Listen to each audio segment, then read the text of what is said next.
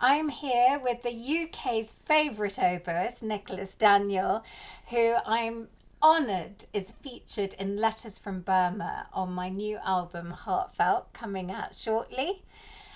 Nicholas, it's lovely to see you. How are you? I'm absolutely fine, luckily, and I'm glad to see that you're looking very well despite being at the very last stages of writing your opera, I've heard. I'm fine, luckily, everything's fine at the moment. Let's keep our fingers crossed. Absolutely. Everything crossed. Everything crossed. And we were so lucky, weren't we, with the timing of our recording session for this album was 2 weeks before the first lockdown. And it was just a stage where you were feeling really nervous on public transport. And we were all starting to wonder, weren't we? Yes, that's true. And then we did a concert of it in that gorgeous place in Notting Hill. And I remember hearing the other pieces that were going to be on the disc and just thinking, wow, that's going to be such a gorgeous disc of music with such variety and colour. And Mary Bevan just singing so wonderfully. I mean, it was just in someone's living room, sort of. And then Yeah. Amy Harman, who's my great double reed buddy, that fantastic bassoon and strings piece. I mean, it was wonderful to actually to put this piece in the context of those other pieces, because when you learn a piece to do one performance and then a recording of it, um, the other chamber works. I mean, I know your work, but the other chamber works that you were putting on the disc, and for very good reasons, I didn't know them. So it was lovely for me to have that window into um, the context that it was going to sound in, and it does sound. This piece, Letters from Burma, does sound very, very different to those other pieces. Yes, I think one of the main reasons why is the influence of Burmese traditional music, and it's interesting actually because quite several of the other pieces on the disc do involve music from other corners of the world, and I was talking with Ben and Cara from the Sacconi Quartet this morning about how I was trying to get them to imitate a special dulcimer from Uzbekistan and a Bulgarian godulka, which is a kind of violin. So, but letters from Burma. So the piece is inspired by a book of that title, which is a collection of letters that Aung San Suu Kyi wrote to a Japanese newspaper in the 1990s, describing every aspect of Burma's incredibly diverse culture and scenery, and it's an amazing book. I highly recommend it. Um, it's so interesting though, isn't it? Because when I wrote this piece in 2004, she was under house arrest, and everybody was desperate for her safety and hoping that she could be released, and she was, Yeah, and she became a political leader. And then when we recorded this piece last year, everything's she gone was, absolutely mad again. Yeah, yeah, well, she was in everybody's bad books at that stage because she'd allegedly turned a blind eye to the Rohingya Muslim. Yes, um, terrible things going there. Um, and now, as we're about to release the CD, she's under house arrest again. well, I think that what we should do is we should dedicate this recording of this piece to her. Great idea. Let's say that we're going to do that, and let's put it out into the ether that it's for her, and It let's is. You're everybody so right. know that. I mean, I remember thinking as we recorded it, about her. I mean, the, I'm not an expert on the politics, and there were really big problems with Rohingya. But who's to know what was going on exactly without being on the ground? But I think the thing is, at the moment, a democratically elected leader is under arrest again, and she is such a figure for peaceful opposition, isn't she? Mm, mm. And I think the thing is also the fact that she's a woman is very powerful. This slight, but when you see her, this she's got this incredible authority, and I just love that a small Asian woman has got more power than all these noisy men, and just by being silent somehow. And I think she has, well, she has. I think about her a lot for some reason. I don't know why. She's one of those figures that just gets into your head, and you just start Yeah. to really think about that. And also, I hear from everybody that it's simply the most beautiful country in the world. Yes, so do I. So do I. And I feel a bit of a fraud writing a piece about so many aspects of Myanmar when I've never been there.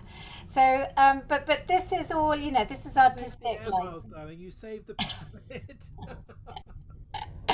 It's actually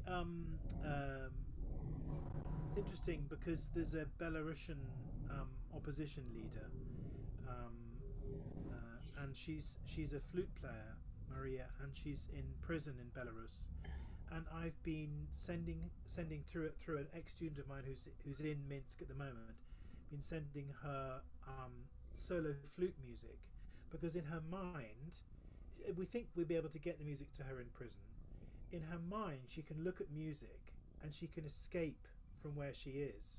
So I think it's not so much of a flight of fantasy to imagine that you, absorbing, Burmese folk idiom, can actually write a piece which makes the oboe quite extraordinary sounding, if I might say so. It really does. And I was like, whew, this is hard. When I was learning it, whew.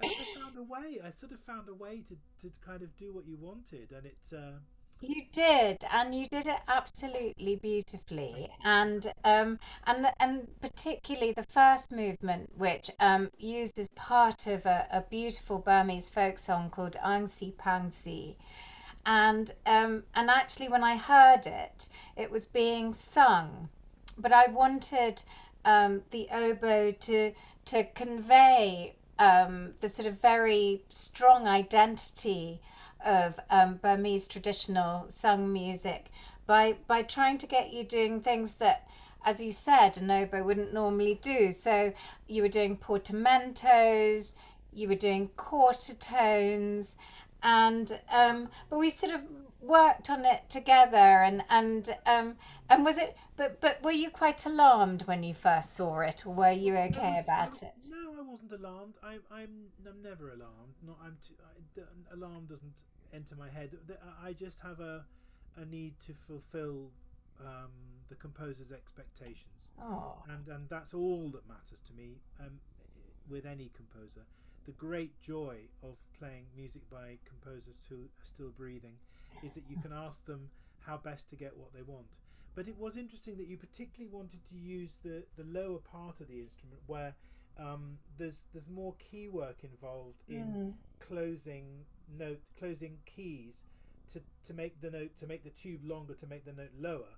So half the time you're, rather than sliding a finger like on a clarinet glissando, you're actually lifting up a key. So I had to learn to kind of feed the air in a slightly different way. I loved learning it because it showed me there are new things to do down there. Well, I'm thrilled. Thank you. That's But very tell good to hear. everybody about the second movement because it's such an extraordinary story.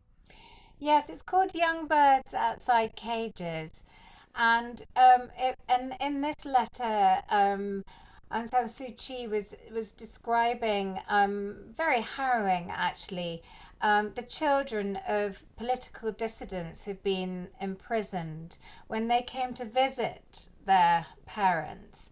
They used to try and touch them through the prison bars, and so the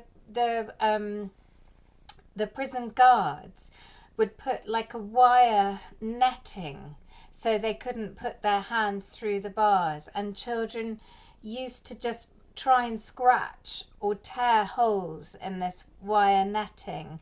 And the way she describes this, it sounds, like birds sort of fluttering against the bars of a cage.